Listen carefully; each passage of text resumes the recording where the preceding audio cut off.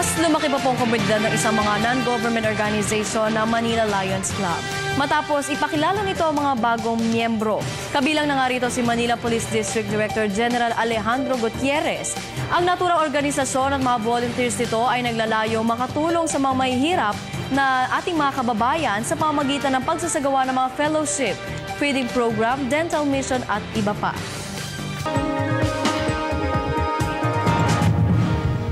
Bilang bahagi pa rin ng pakikipagtulungan ng pribado at pampublikong ahensya, nanumpa naman ang isang grupo sa Manila para sa paglilingkod sa bayan.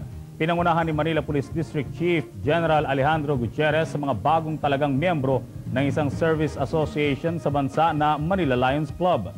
Dumalo rin sa naturang okasyon si Manila Mayor Alfredo Lim.